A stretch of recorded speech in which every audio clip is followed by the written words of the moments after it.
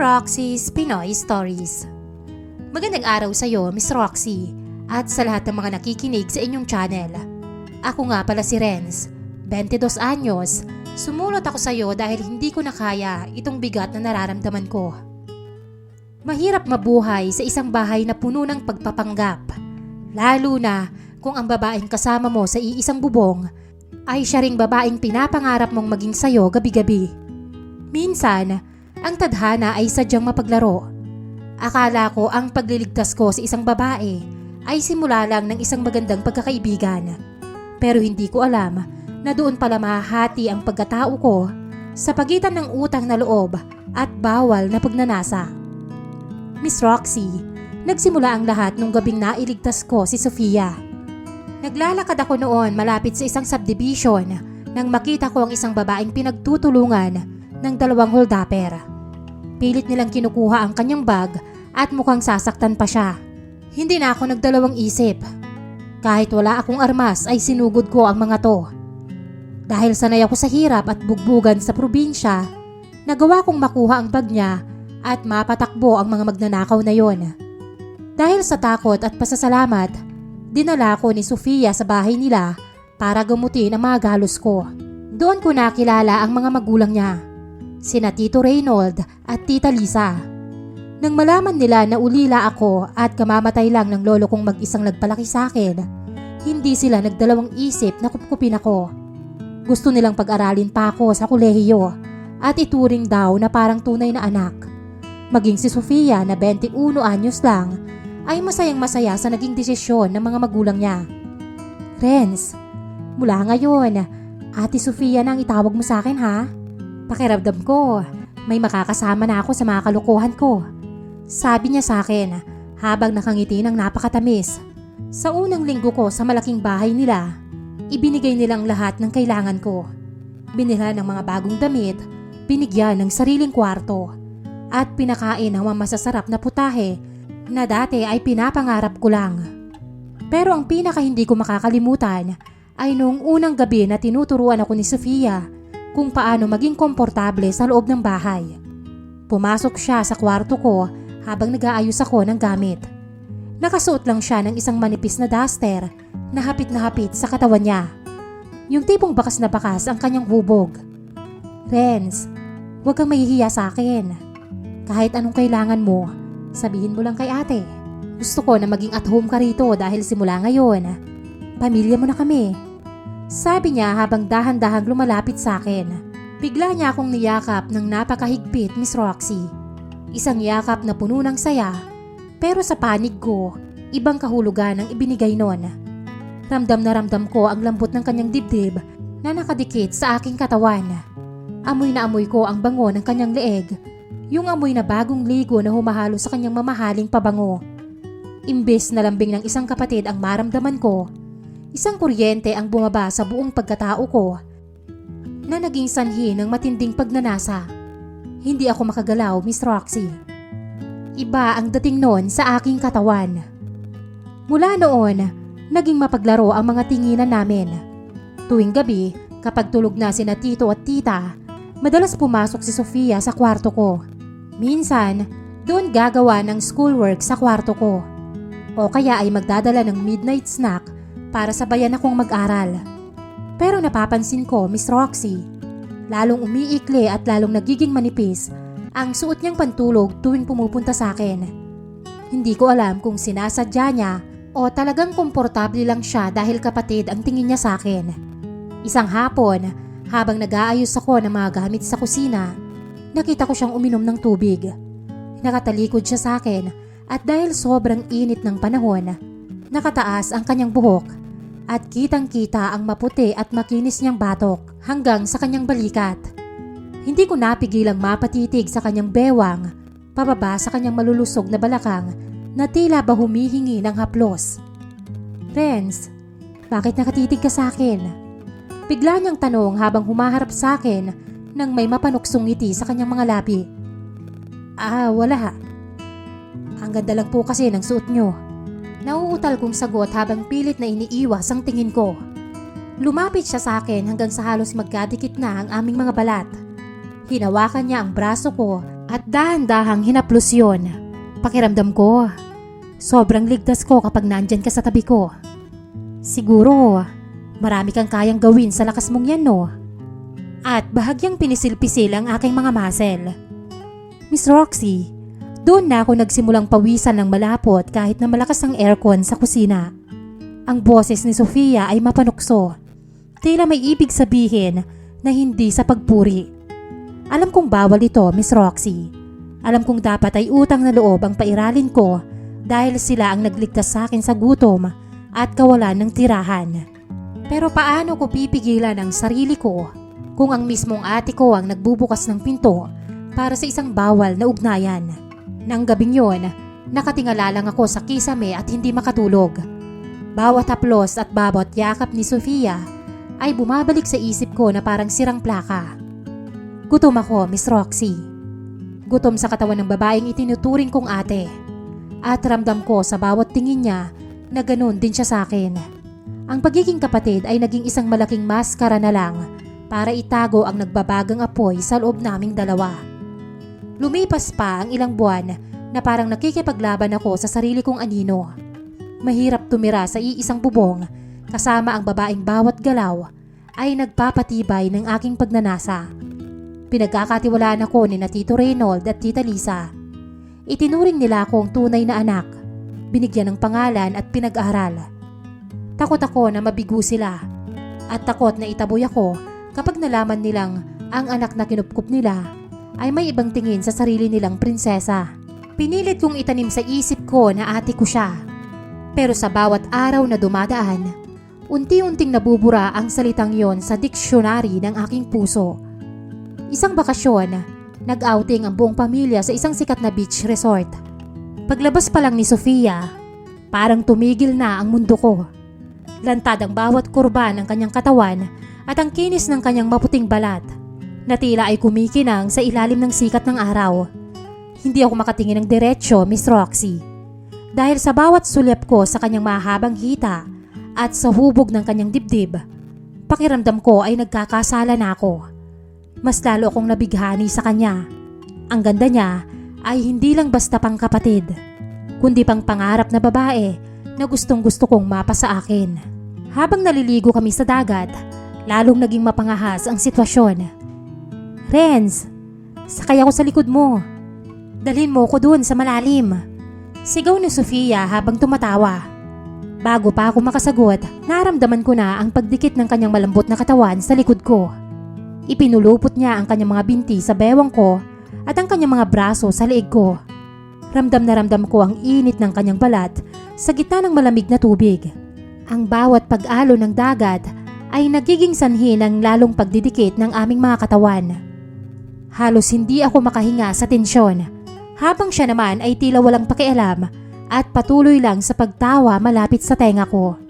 Ang haplos ng kanyang balat sa balat ko ay nag-iwan ng markang hindi ko na mabura sa isip ko pag uwi namin sa bahay. Matapos ang bakasyong yon, mas lalo akong nailang kay Sofia.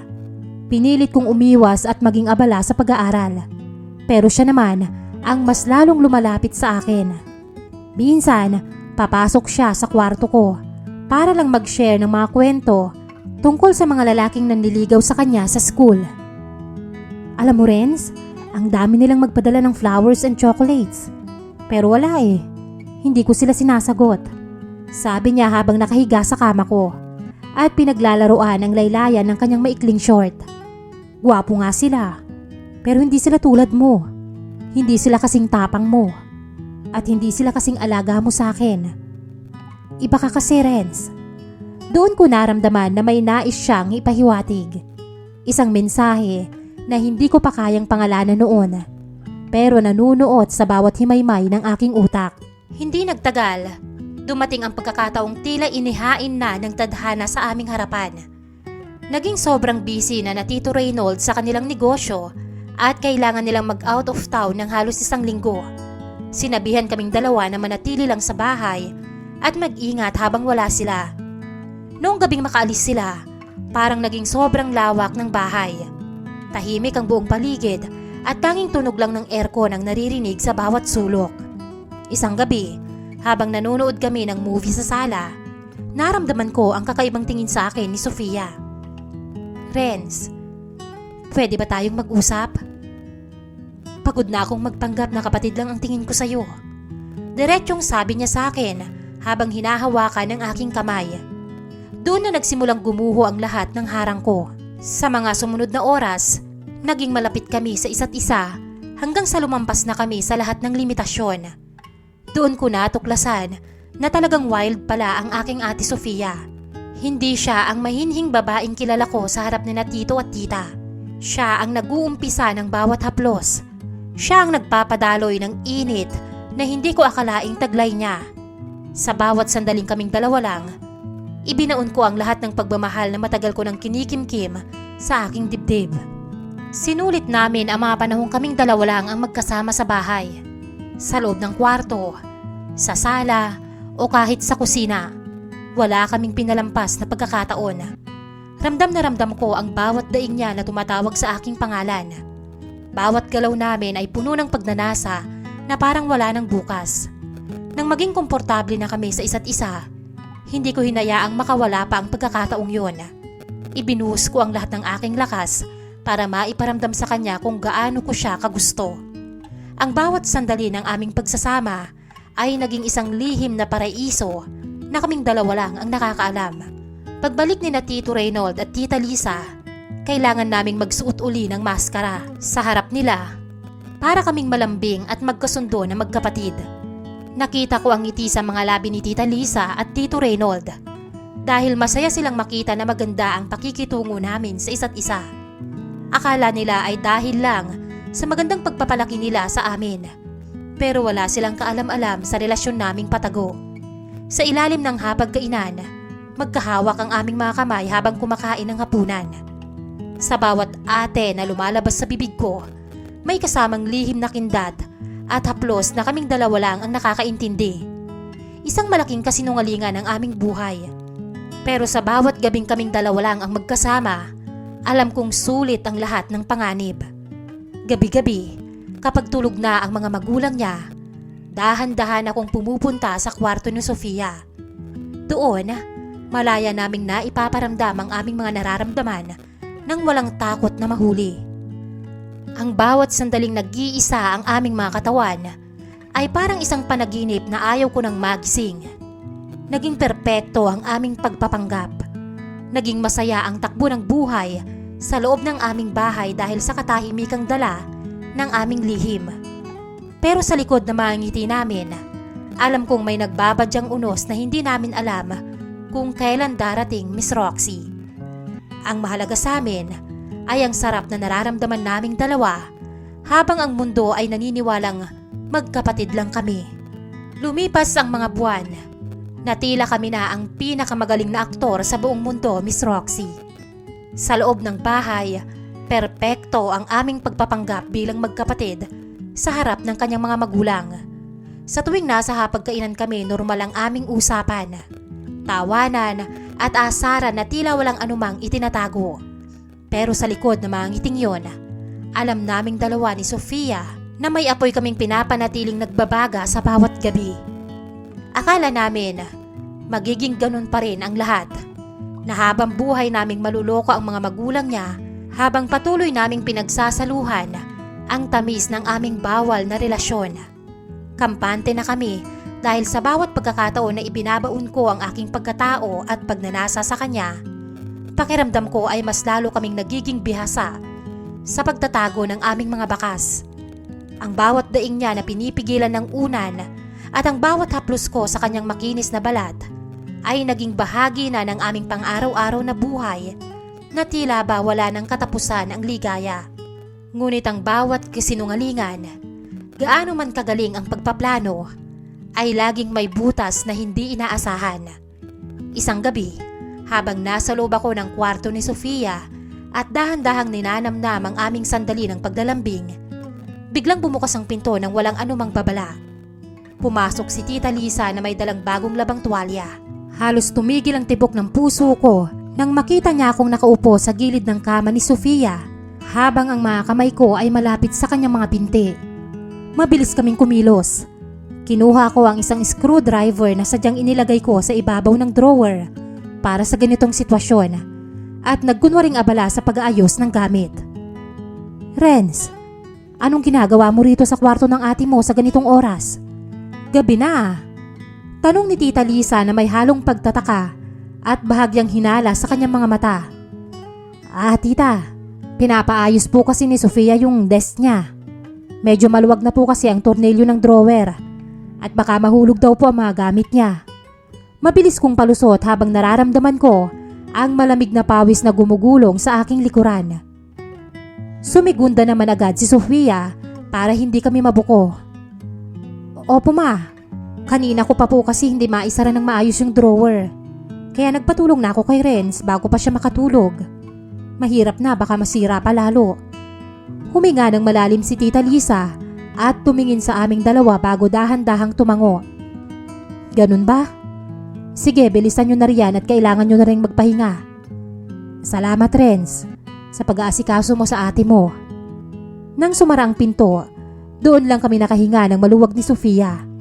Nagkatinginan kami at parehong napangiti sa tindi ng kaba na dumaan sa aming dibdib. Akala namin ay ligtas na kami, Miss Roxy. Nasapat na ang galing namin sa paggawa ng kwento para hindi sila magduda sa aming bawal na ugnayan sa loob ng bahay. Patuloy kaming nagtago. Patuloy na nagsinungaling sa mga taong nagbigay sa akin ng bagong buhay. Hanggang sa naging kampante na naman kami sa aming ginagawa gabi-gabi. Pero sadyang mapaglaro ang tadhana at hindi laging kakampi ang pagkakataon. Dumating ang isang hapon na hindi ko makakalimutan habang buhay. Akala namin ay nasa labas pa sina Tito Reynold para sa kanilang business meeting. Kaya naman sa gitna ng kusina, habang naghahanda kami ng merienda, hindi na namin napigilan ang aming mga sarili. Doon, sa ibabaw ng counter, ay ginawa namin ang kababalaghan na matagal na naming nakasanayan na gawin. Sa gitna ng aming pagmamadali, init at pagnanasa, hindi namin namalayan ang yabag ng paa sa pintuan ng kusina. Paglingon ko, nandoon si Tita Lisa na tulala. Nanlalaki ang mga mata at halos mabitawan ang hawak niyang supot ng groceries. Hindi makapaniwala sa katotohanang bumungad sa kanya. Gumuho ang mundo ko sa sandaling yon habang nakikita ko ang panginginig ng kanyang mga labi. Anong kahayupan itong ginagawa niyo? Sigaw ni Tita Lisa na nauwi sa matinding hagulgol at galit. Maya-maya pa ay dumating na rin si Tito dahil sa lakas ng sigaw at ingay sa kusina. Ang galit sa kanyang muka ay hindi ko maipaliwanag nang makita niya ang ayos namin ni Sofia. Akma niya akong susugurin para saktan, pero mabilis na humarang si Sofia sa harap ko habang umiiyak ng gusto at pilit akong idinedepensa. Papa, pakiusap. Huwag niyo siyang saktan. Gusto ko si Renz. Mahal namin ang isa't isa at hindi na namin kayang itago sa inyo. Sigaw ni Sofia habang nakayakap sa akin. Halos hindi makapagsalita sina Tita Lisa at Tito Reynold dahil sa tindi ng sakit at pagtataksil na naramdaman nila. Bakas ang pait sa kanilang mga mata dahil tunay na anak ang turing nila sa akin. Mula noong unang araw na pumasok ako sa bahay nila, pinagkatiwalaan nila ako, kinupkop sa lansangan at itinuring na kapamilya. Pero ang kapalit pala ay ang pagtalikod ko sa kanilang tiwala para pagsamantalahan ang kanilang kaisang-isang anak sa loob mismo ng kanilang tahanan. Hindi makapaniwala si Tita Lisa na ang lalaking itinuring niyang pangalawang anak ay magagawa ang ganoong kababalaghan sa sarili niyang anak na si Sofia. Matindi ang tensyon at katahimikan sa loob ng bahay sa mga sumunod na araw. Galit na galit si Tito Reynold at handa na sana akong palayasin ng gabing yon. Pero isang revelasyon ang nagpabago sa lahat ng plano. Buntis si Sofia. Doon na tuluyang nanlambot ang mga magulang niya kahit bakas pa rin ang galit. Dahil sa takot na mapahiya ang pamilya at dahil na rin sa pagmamahal nila sa kanilang apo, wala na silang nagawa. Wala na kaming magagawa, Renz. Panagutan mo si Sofia. Dahil yun lang naman ang tanging paraan para maituwid ang malaking pagkakamaling to. Malamig na sabi ni Tito sa akin habang hindi makatingin ng diretsyo. Hindi ako tumakas, Miss Roxy. Pinatunayan ko sa kanila na hindi lang pagnanasa ang nagtulak sa akin, kundi tunay na pagmamahal para kay Sofia. Tinanggap ko ang lahat ng masasakit na salita, ang bawat sampal ng katotohanan, at naging masipag ako sa pagtatrabaho para maipakita sa kanila na karapat-dapat ako sa kanilang anak. Sa huli, wala na ring nagawa ang mga magulang ni Sofia kundi ang hayaan kami at tanggapin ang sitwasyon para sa ikabubuti ng bata. Sa kasalukuyan, maayos naman ang pakikitungo sa amin ni Tita Lisa at Tito Reynold at madalas kaming bumibisita sa kanila para magkasama-sama. Pero aaminin ko sa iyo, Miss Roxy, na sa bawat pagkakataong nagtatagpo ang aming mga mata ni Tito Reynold at Tita Lisa, nakakaramdam pa rin ako ng matinding hiya at pagsisisi. Isang malaking pagkakamali na nagbunga ng isang pamilya. Ngunit ang hiya ay mananatili sa aking puso hanggang sa huling hininga ko dahil sa pagtataksil sa mga taong nagligtas sa akin. Naging maayos ang lahat sa huli. Pero ang tanong ko sa iyo, Miss Roxy, at sa lahat ng mga nakikinig sa kwento ko, tama ba na ipinaglaban namin ang aming bawal na pag-ibig sa kabila ng pagkawasak ng tiwala ng mga taong itinuring kong magulang? O sadyang naging masama lang ako dahil ang kaligayahan ko ngayon ay itinayo ko sa isang pundasyon ng pagsisinungaling at pagtataksil. Dito na po nagtatapos ang aking confession. Maraming salamat sa pagkakataong maibahagi ang aking kwento. Ang inyong sender, Renz.